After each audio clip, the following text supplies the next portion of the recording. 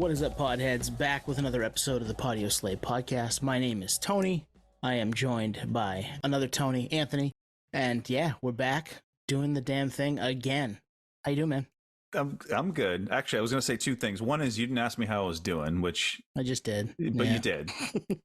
So that was one thing. The first thing is when you say "What up, podheads," do you think anyone responds to that? Like if they're in their car listening to this, do you think they're responding to it? Oh man, I hope if one person says, "What's up, Tony?" that'd be cool. Like, yeah.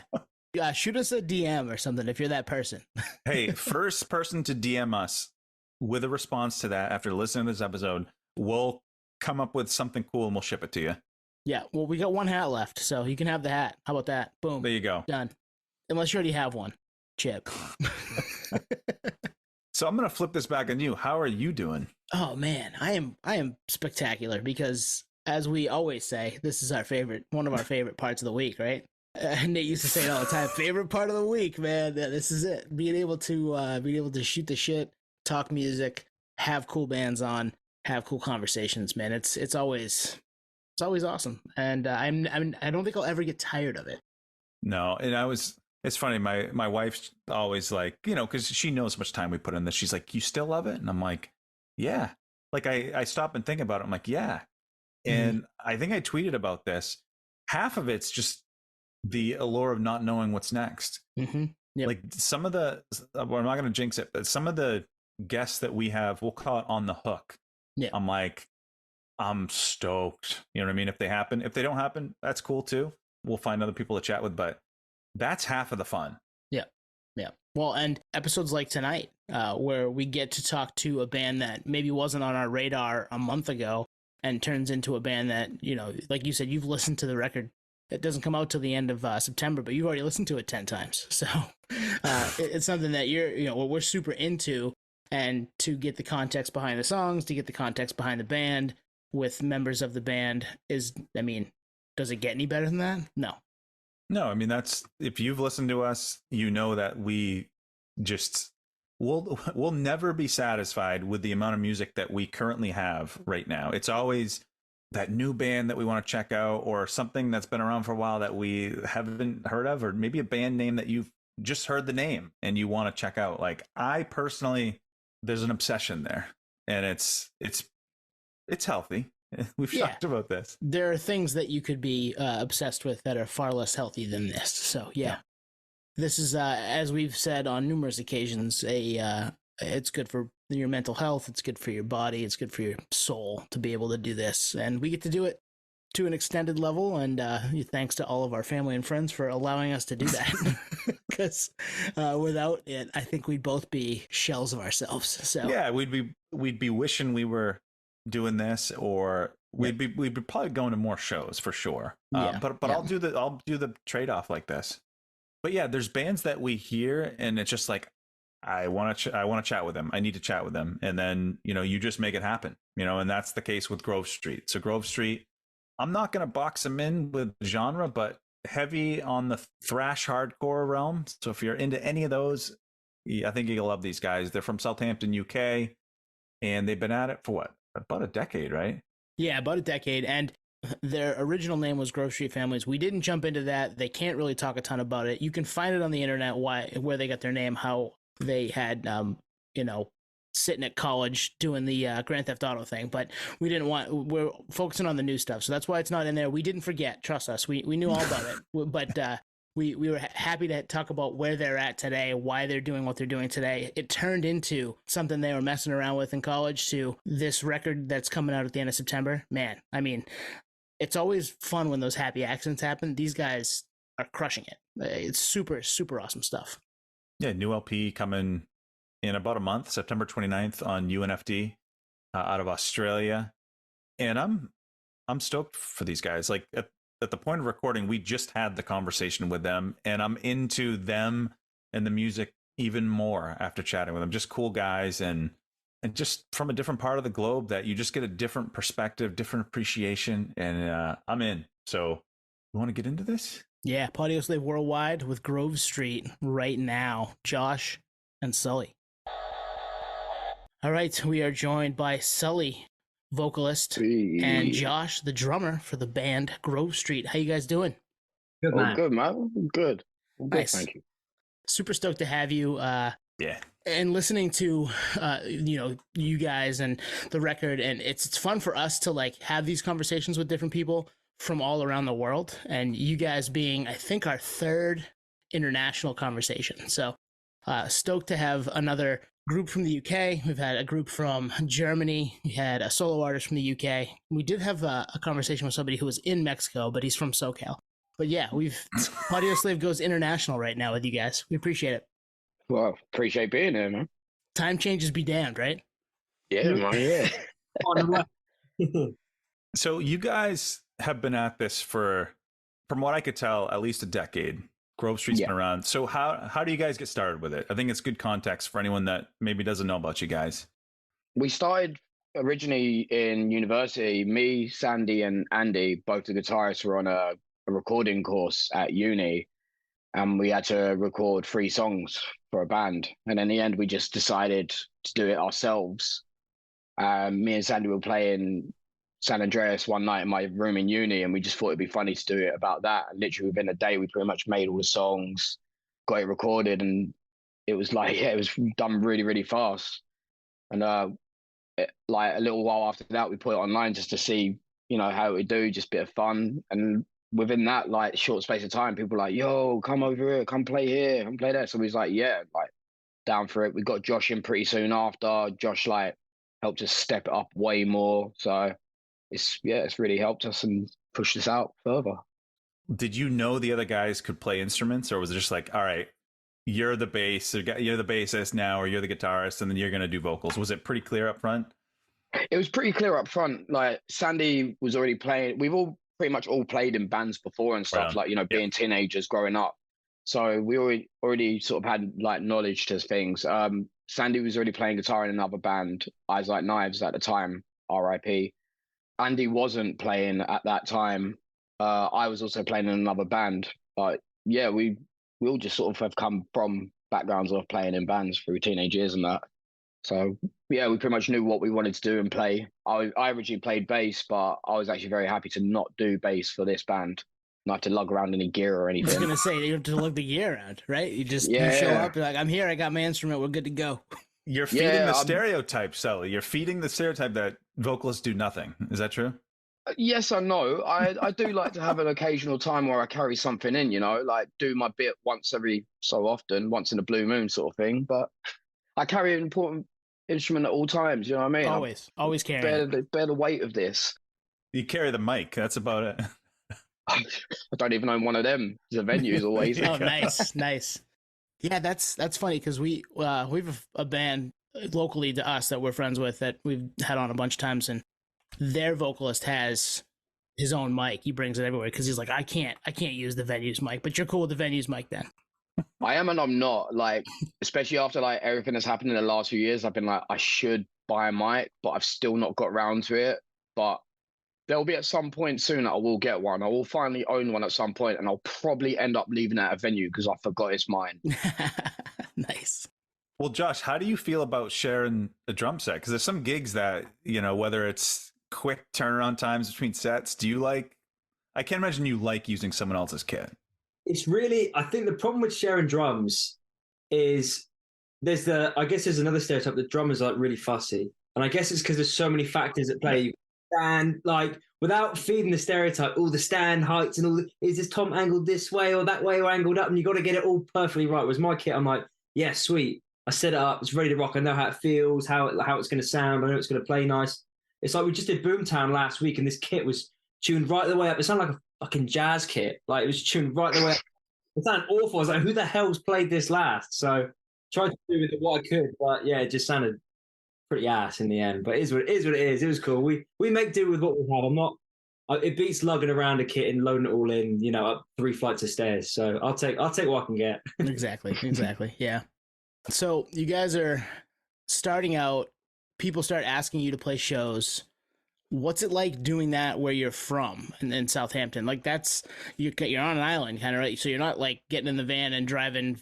In America, you drive a couple states over and play a gig, and then drive to the next state and play a gig. It's a little different where you guys are from. How does that work for you?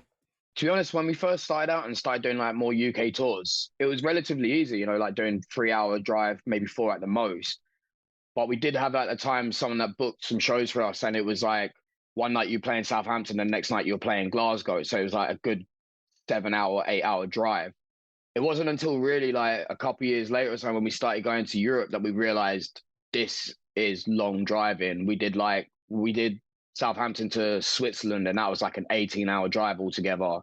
And that was our first real test of being like, yo, this is long. This is for real. Do we like each other? Yeah. It all started coming out the woodwork at that point. No shit. But I don't know, like over the years, we've become really accustomed to, you know, being like, all right, it's a 5-6 hour drive. Oh, that's nothing to us now. I think guys now as well. I think if it's 3 or 4 or 5 or 6, like allow an extra hour for stops, allow an extra hour for that. So we're a little bit more like on it and organised now, and we're trying to plan ahead. So if we're playing here and we've got a 4-hour drive, if we're driving 3 hours, then we've got another 3-hour drive. We'll book like a hotel in between the 2 stops, so it just breaks it up quite nice. We're trying to be a bit more efficient with touring. Yeah, but we still leave as late as possible. I feel like at my age now, I would, if I was in a band, I would be like, fuck that, I'm not driving. But if I was younger, I probably would have been the one to volunteer to drive. So was there a clear driver, or is it whoever draws the short straw? Nah, it's me. So at the start, back of a car. So we're all in the car, literally all the gear is like piled up here. And you're like, you okay back there? And everyone's like, yeah, all good. You know, and no one could see. Remember, I had this old, like, beat up piece of shit, and I just ran it into the ground. I think the first tour we did was like 4 or 5 dates. I just drove around the whole time, and I think I went to like a festival afterwards as well and drove straight to that. But now it's me, Sandy, Andy, and Joe. We'll all get in a van and we'll break it up, which is quite nice. Because my driving limit is about 3.5, 4 hours, and I'm bored. I need to do anything else. I need to, I don't know, go in the back or just do anything else. So it's nice being like, right, if it's a 6 hour, I'll do 3, you do 3, and we'll just kind of split it down the middle. It just makes it easier for everybody. I hear that. When I was in college, I drove for work, and a lot of times it was like 8-hour days, but I'd break it up. I'd stop and get a coffee somewhere. I'd stop and get lunch somewhere, because if I sat there for 8 straight, I'd be like, fuck this. You get bored. It's the same thing over and over again. Insane.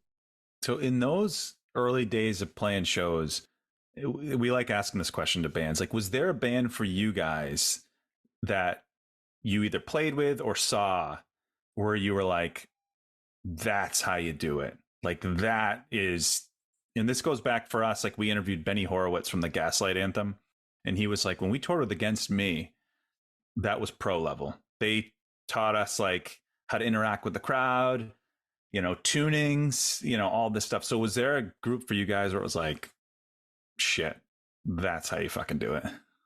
Just like as they inspired us sort of thing, or they were like our dad band or like parent band sort of thing? Yeah, maybe kind of parent band, like kind of showed you, all right, this is how you interact with the crowd. This is how you perform. Good question. That's a hard question. I mean, I think a lot of times, like, we came from like the hardcore scene and that, so you know, it was all DIY. Everyone was like, you was learning as you were going.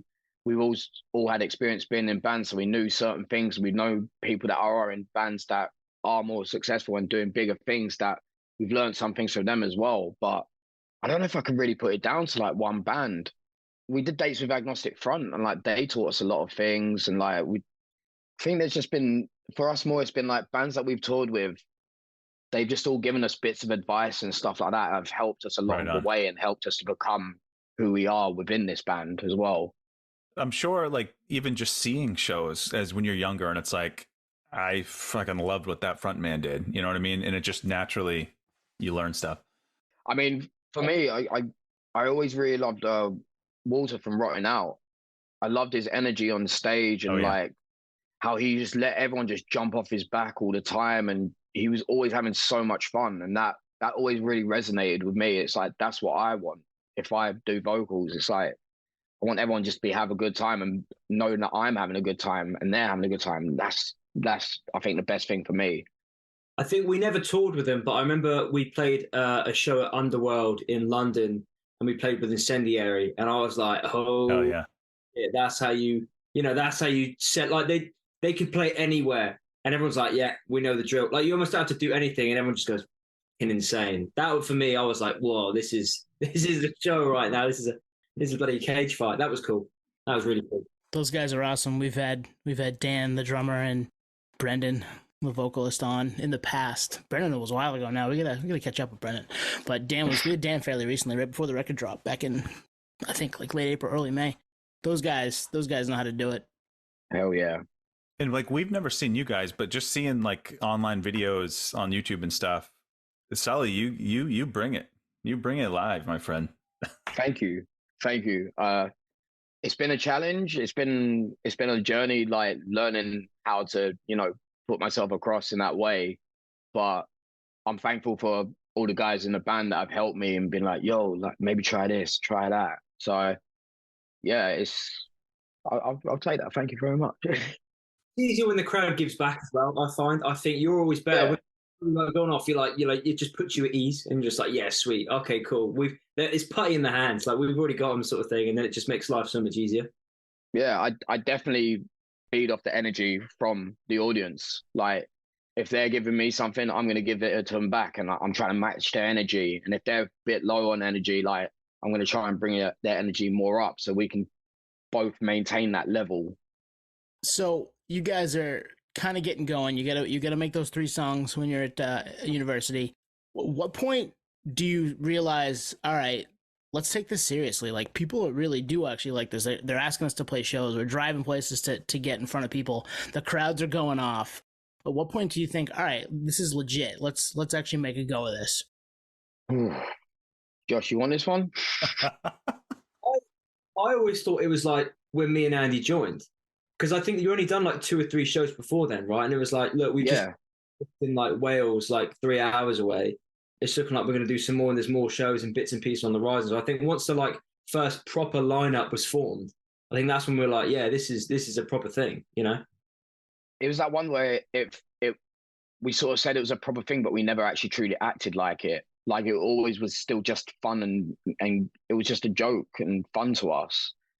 And I think more realistically, I think with this new album, before we started writing, I think that's when we sort of said, yo, like, let's step this up. Let's take this a bit more seriously. We've done a few EPs and they've done well. We've like got so much bounce back off it, toured Europe loads of times, toured the UK and stuff. It's like, let's see if we can level this up, take this to the next step and do an album. And I feel like I liked what you said, Josh, like when you and Andy joined, because half the battle is finding the right group of guys. If you have the wrong guys in a band, it's just going to be constant revolving door, and you're just trying to find your way, I'm sure, until then. But I was so grateful for finding them. Like I remember watching Josh play at a show in the Joiners in Southampton. I think it was Nihility. Was it? And I remember watching him live and just standing next to Sanio Tyson, just being like, we need him for us. I awesome. want him for us. And then Andy was on our course, and like I loved him already. He was funny. He was like, he shredded on guitar, and I was like, he really, really enjoyed the EP that we put out and stuff. So I was like, he seems like a really good fit in. And then we all got together and it was fun. Like everyone bounces off each other. We annoy each other, but we love each other as well. Well, and that's the end of the day, right? If you can get back to that point, even if you're annoying to each other in the moment, as long as you can get to the point where you're back to loving each other, you're fine. That's the right group. Yeah. I mean, it's like what they say about marriage. It's not always like being happy. You got to have a few arguments and stuff. You got to balance it out. And that's what I feel like I get from the other guys in the band. We all balance each other out. So who's the first to apologize, Josh or you, Sully, after a band fight? Oh. Just me. If me and Sully are arguing, just me and Sully. Yeah. Oh. No, neither one of you. I think it depends on what it is. Probably me, but we can both be pretty stubborn at times. But you have your little time of being stubborn about it, and then you're like, no, actually, all right, let me have a word. Let me say sorry. Let me sort it out. I'm never wrong, so I have nothing to apologize for. So you're wrong there, mate. You're wrong there. Fuck it. We can relate. Both Anthony and I can relate to that, I'm sure. Oh yeah. Cool. So let's talk the new album, right? The Path to Righteousness drops September 29th, so a little later this year from when we're talking right now on UNFD. Excited? Debut full length. You've had the EPs, obviously, but this is, you're a little more, let's do this with this one. 10 years in the making. Pretty cool. Yeah. So it's definitely a feat for us. Long time coming. We got away with doing like 3 EPs, and then it's like, oh, we've got to do a full length. We're a hardcore band. We don't do full lengths. 4 tracks at most. So, I mean, is it excitement? Is it nervousness? Like, if people are gonna like it, like, where are you guys at? I think people like it. I think it's cool. I mean, I don't want to be that guy. Oh yeah, man, it's the best and it's the heaviest record, yeah. Most melodic, whatever. But like, I'm pretty stoked on it. I think I'm kind of not bored, but I guess like we played the same songs for so long now, and I'm just looking forward to putting these into the set and putting them in live and seeing what people think and getting the reaction back. And then, we're already writing new stuff already before this thing's out. So, we're kind of sort of taking what we've learned from this record, and we're going to like sort of streamline the formula, because I don't think anyone can afford to wait 5 years again for another record from us. Trying to make life easy. Well, we've heard it. I've listened to it 10 times at least.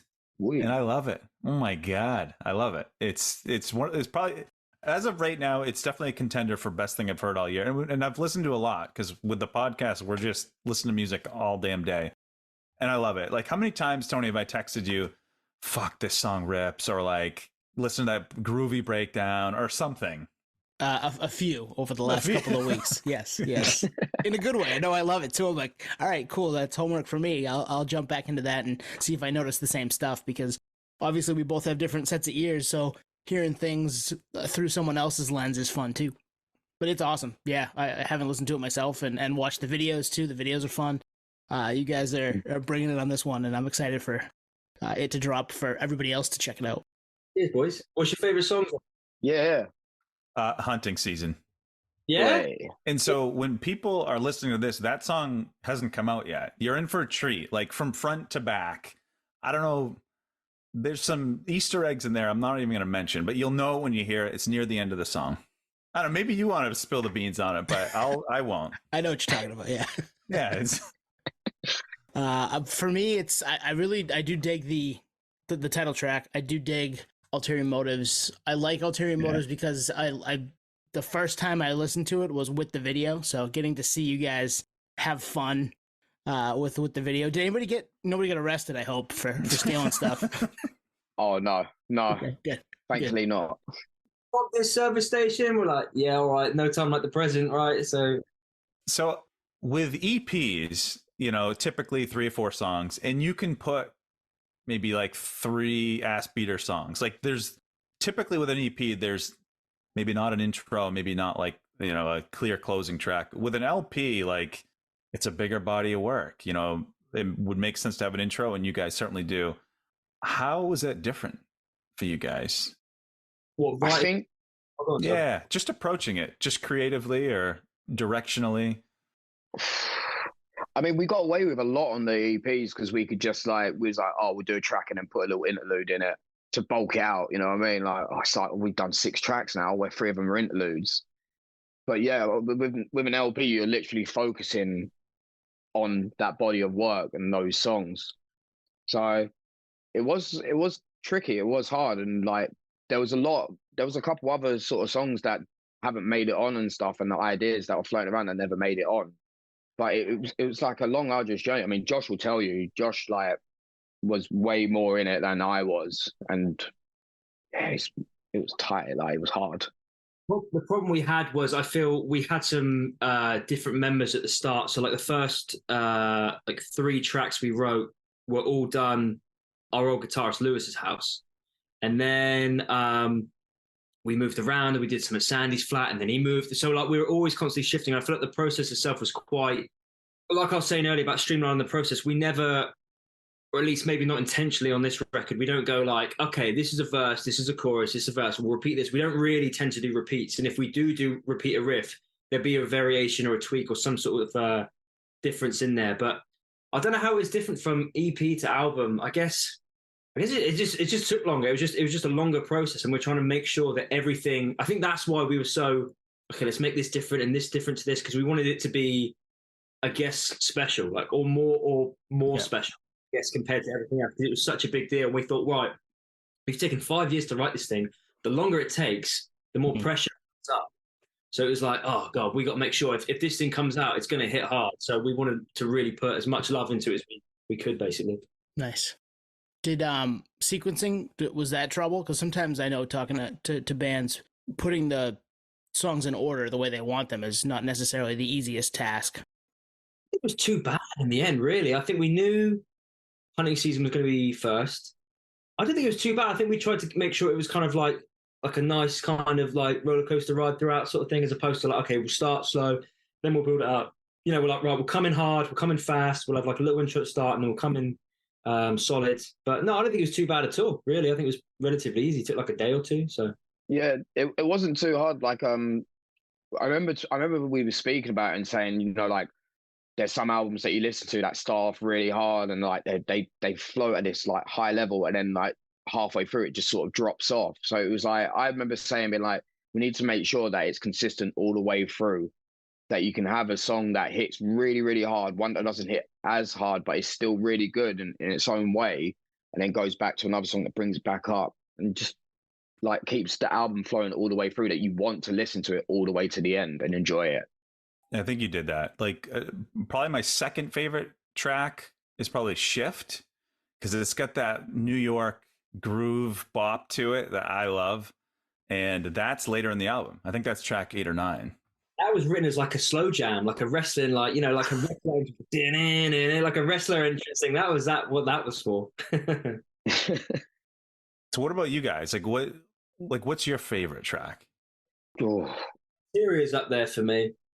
I mean, it's just because of the last section of that song, it's like balls to the walls, and it's pretty like, I feel when I try and write, or specifically write drums, I want to do it so people listen to it and go, geez, those drums specifically, those are crazy. I'm going to try and cover that. I wonder if I could play that sort of thing. And I want to kind of, I guess, impress on like you know, like you get those bands. I want to be like a band's band, or be like musicians be like, oh, these guys are sick. That bit's crazy. So I think that track for me is it's really fun, and that last section's nuts. It's going to be a nightmare playing that live.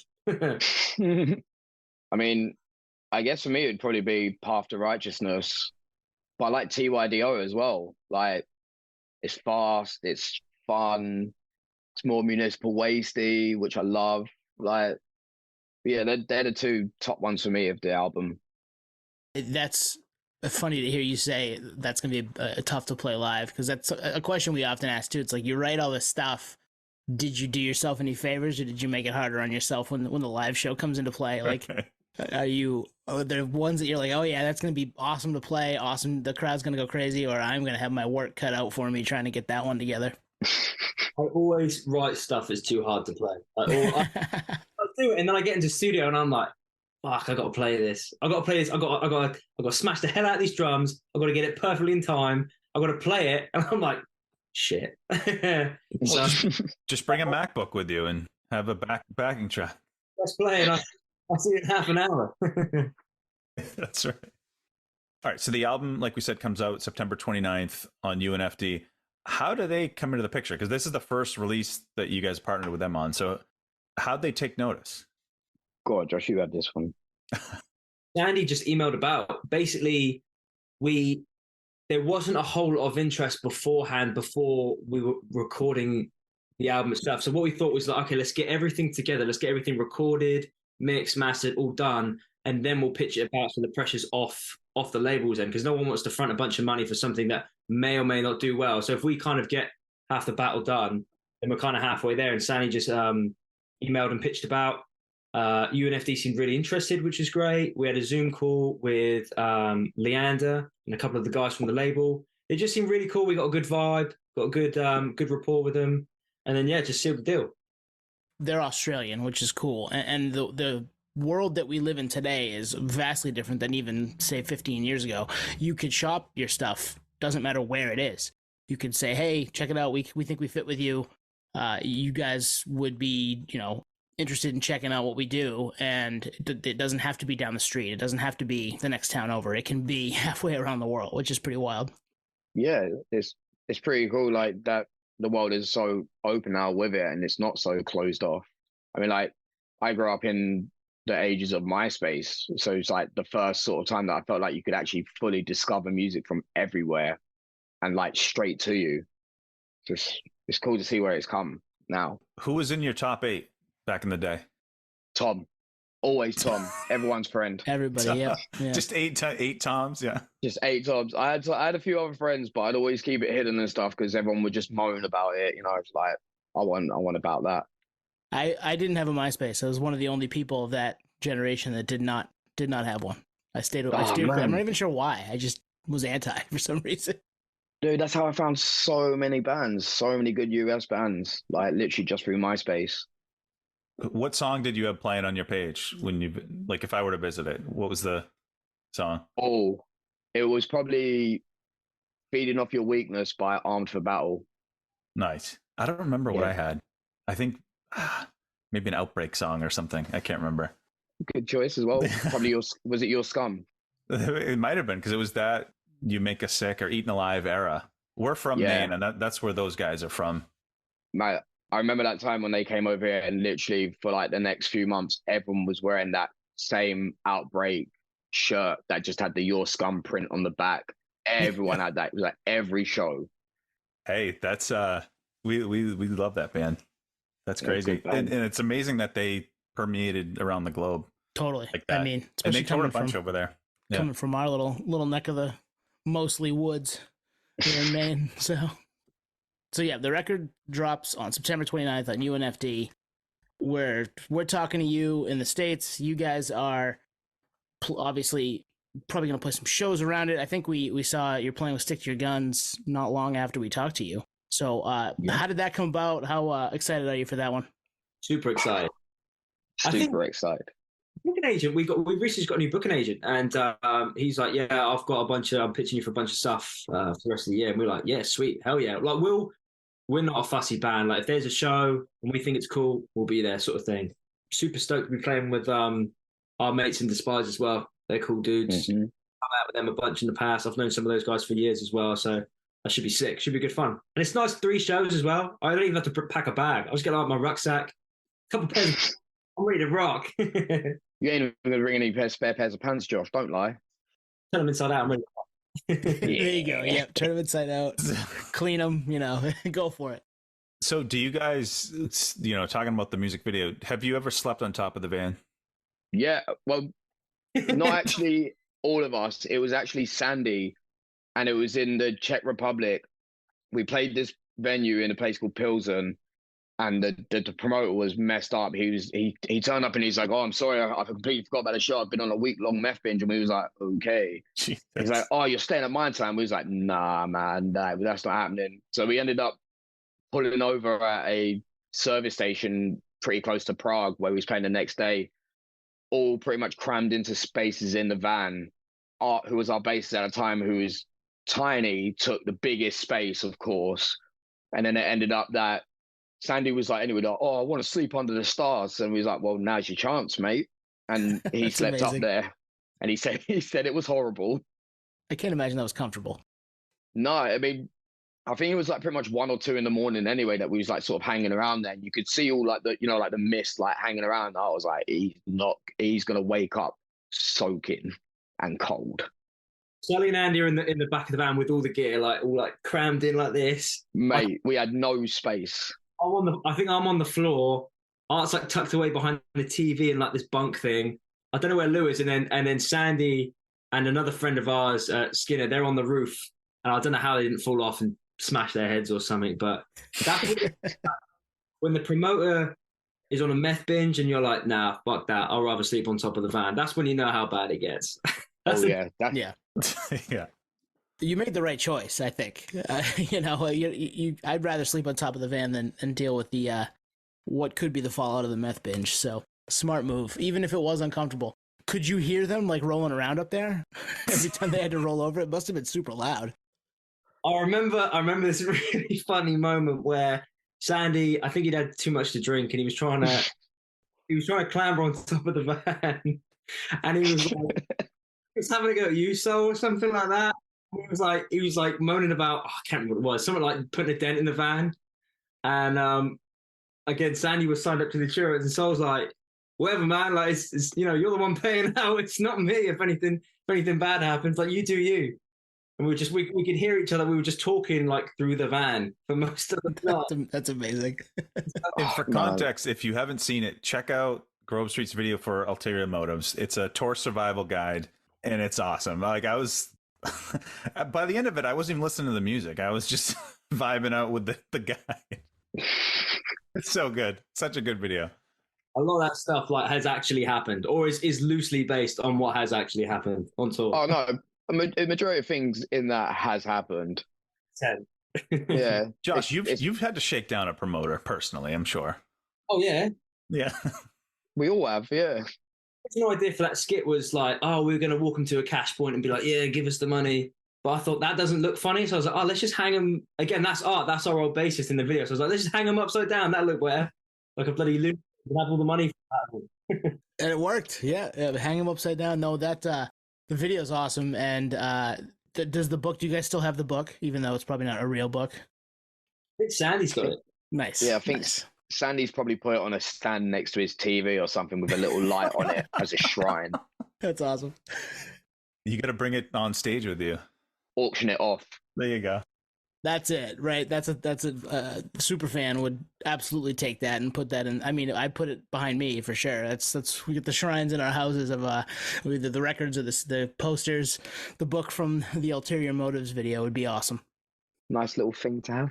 Yeah. When we're long gone, I'll raise some money for charity. So when you're playing the show, the show's coming up. When you've got the album together, it's all done, you're picking songs for it. Does prep for your show change at all? Because now you've got more stuff, obviously, but are you like, you're going to pick 4 or 5 different songs from the record to kind of round out the set a little more? Does that change? You guys have that all set and ready to go? Not fully as of yet. We've got quite a few of our older songs in the set that we're sort of like, we want to phase out a fair bit of it and put a lot more of the new record in, because it it's on the record and it hits hard. Probably be like a couple of weeks time or something, we'll sit down and be like, right, album's coming out real soon. Let's start working. Let's get the live set together. Let's work out the flow of it, because I want, and I know Sandy definitely wants that intro played before we come on. So we got to work it out and see how it goes. You're talking about regressing forward? Oh yeah. Oh yeah. I'm like, am I living in the past or the future? Because I'm getting both vibes of like a retro sound and a futuristic sound. And I'm like, whatever's coming, I'm in, because I like it all right now. Yeah, it's like Skyrim Terminator is how I described it.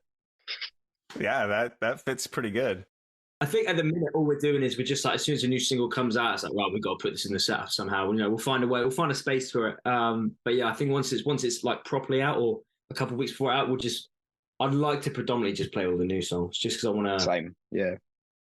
I think what we're trying to do now is make sure that every song kind of flows like perfectly into each other, sort of thing. Because I think like that's when a band's like pro, when it's like it goes and just back to back to back, and it just flows seamlessly. So you could go from regressing forward right into hunting season. Just saying. I think that's the plan. Oh, there you go. Smart, yeah.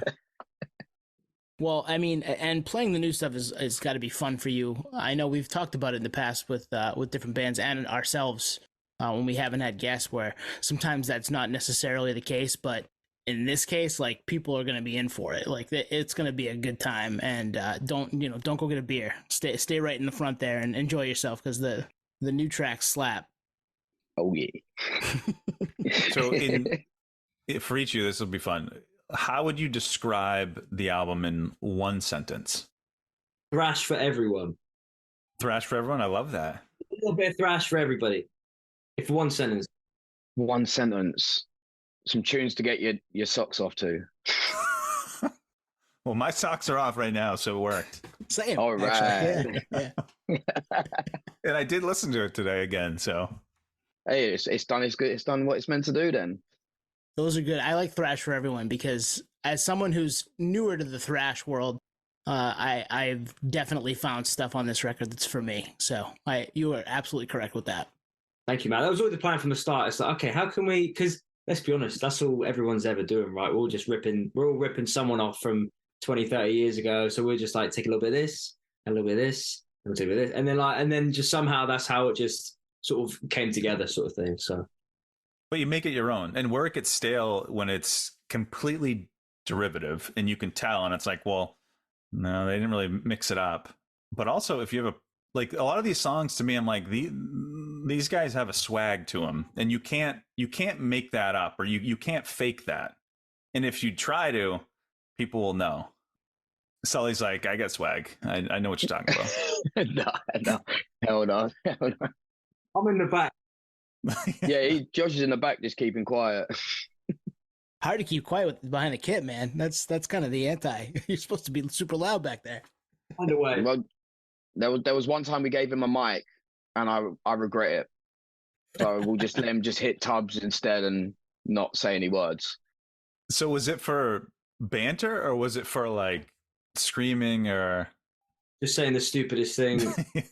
just saying that, like, I'd say something and he'd come back and I'd be like, fuck's sake, like, oh, he's taking the piss out of me in front of everyone. Or... Like someone's going to talk to the crowd and me and him are just having some back and forth, just being stupid. And I'm like, yeah, it's a good idea in hindsight. Yeah, it's like, we need to cut this. I'm there looking at the sound and then, cut his fucking mic, cut his mic. Actually, you know what you need? You need one of those headsets. Yeah. Is that what like that, around the front like that. We'll get you a Britney mic. Right. Perfect. I love it. Any plans to come over to the States for some gigs, or? Nothing yet. I'd love to though. I mean, We'd love to, yeah. My dream was always like, if I can play the States, I could die a happy man. And then I've spoken to bands and talked to other bands, and now the driving scares the shit out of me.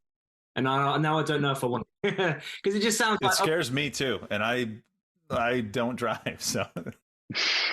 drives and like, oh yeah, we got to go from so-and-so, like, and it's like 20 hours. Like I said, I'm done after 4, let alone like 20-something. I don't know how you don't go stir crazy in there, you know?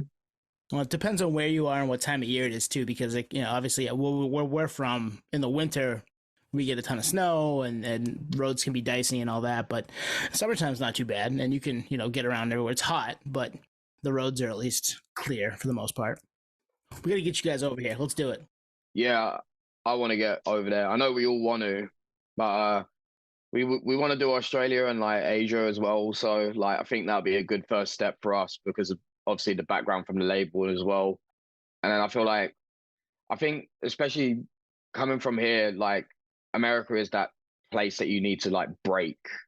Like it's that big one. So it's like, I want to do everywhere else first and then get ourselves into America and see if we can do well there. I mean, I think we would do.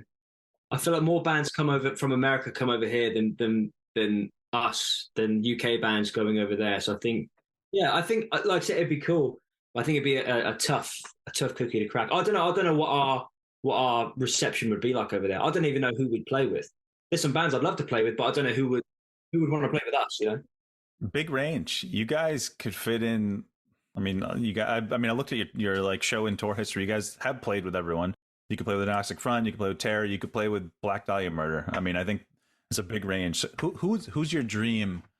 Like, if you were to come over here, who would be your dream if you were to support someone? Got 3. Turnstile's the top. I think that's nice. Like the stuff they're doing. Like, let's be honest, it's crazy. Like, it would be sick. Turnstile, Drain. I think Drain is perfect. I think they literally like just. I think all we want to do at a show is just have fun, have a great time.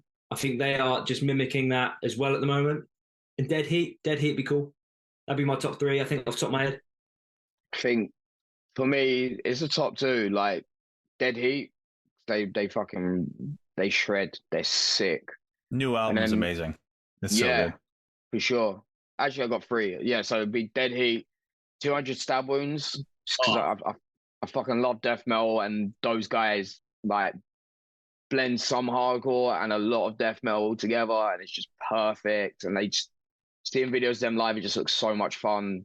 And then also, obviously not touring anymore or anything, but Power Trip, just because they're the lords of the crossover. They're the kings of the crossover.